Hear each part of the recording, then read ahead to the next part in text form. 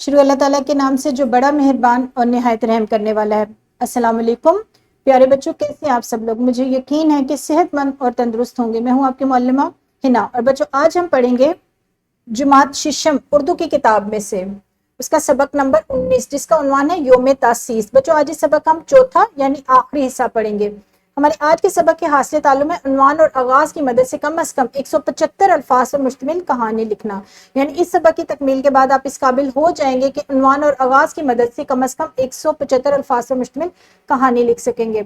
अपने सबक को शुरू करने से पहले इसकी वजाहत देखेंगे इस्लामी नुक्ता नजर से। कुरान मजीद में सिर्फ हजरत यूसुफ अलैहिस्सलाम का किस्सा मुकम्मल तफसील से बयान किया गया और इसे बेहतरीन किस्सा कहा गया है, क्योंकि हमारे हासिलात ताल्लुम का जो ताल्लुक है वो किससे है, कहानी नवीसी से। लिहाजा इस्लामी नुक्ता नज़र से वजाहत भी इसी से मुतल्लिक है। यानी कुरान मजीद में सिर्फ और सिर्फ हज़रत यूसुफ अलैहिस्सलाम के किस्से को मुकम्मल तफसील के साथ बयान किया गया। अब हम अपने सबक की तरफ आगे बढ़ेंगे, लेकिन उससे पहले हम क्या करते हैं, एक सरगर्मी दोहराई के तौर पर आपने क्या करना है बच्चों, एक दफ़ा का जिक्र है, ठीक है।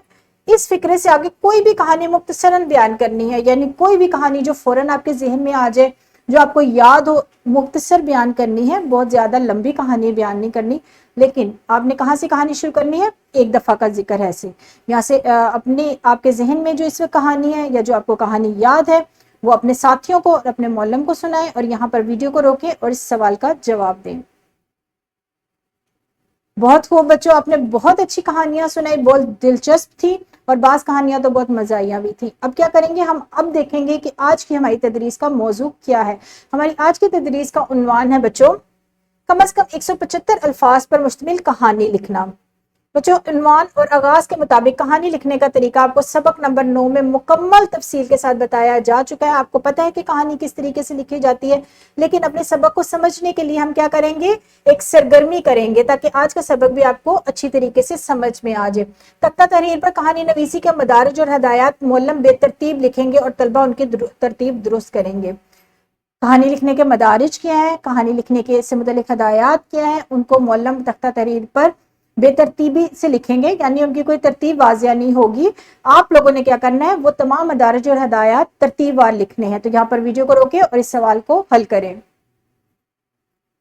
बहुत खूब बच्चों, आपको कहानी नवीसी तो बहुत अच्छे से मालूम है कि किस तरीके से और किस अंदाज में कहानी लिखी जाती है।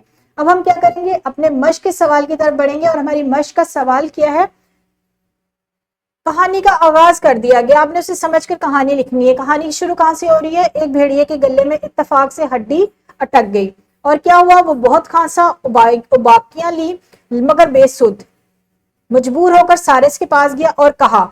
यहां तक जो है ना, ये पहला हिस्सा आपको बता दिया गया। इससे आगे आपने कहानी बच्चों खुद मुकम्मल करनी है और उसका नतीजा भी लिखना। और नतीजा क्या है, जालिम और मुजी आदमी के साथ अच्छा सलूक करना और उससे बेहतरी की उम्मीद रखना नादानी है, दुनिया वाले एहसान भूल जाते। आपने यहाँ पर कहानी को खत्म करना है। इस कहानी को आपने शुरू कहाँ से करना है, इस कहानी को खत्म कहाँ पर करना है, वो आपको बता दिया गया है। अब आपने दरमियान का हिस्सा खुद लिखना है और ये आपका आज का काम है। इसके साथ साथ आज के सबक को समझाने के लिए आपको एक वर्कशीट भी दी जाएगी, उसमें आपने कहानी कौन सी लिखनी है, आए देखते हैं।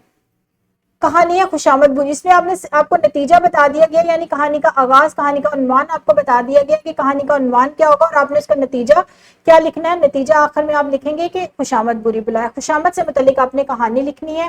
और बच्चों, ये दोनों कहानियां अगर आपकी जमात में लिखी जाती हैं तो ठीक है, वरना घर जाकर आपने अपने काम को मुकम्मल करना है और अगले रोज अपने मौलम या मौलमा को दिखाना है। और मुझे उम्मीद है आपको आज का सबक बहुत दिलचस्प लगा होगा। कल दोबारा मिलेंगे, तब तक बच्चों आपने अपना बहुत सारा ख्याल रखना है। खुदा हाफिज, शुक्रिया।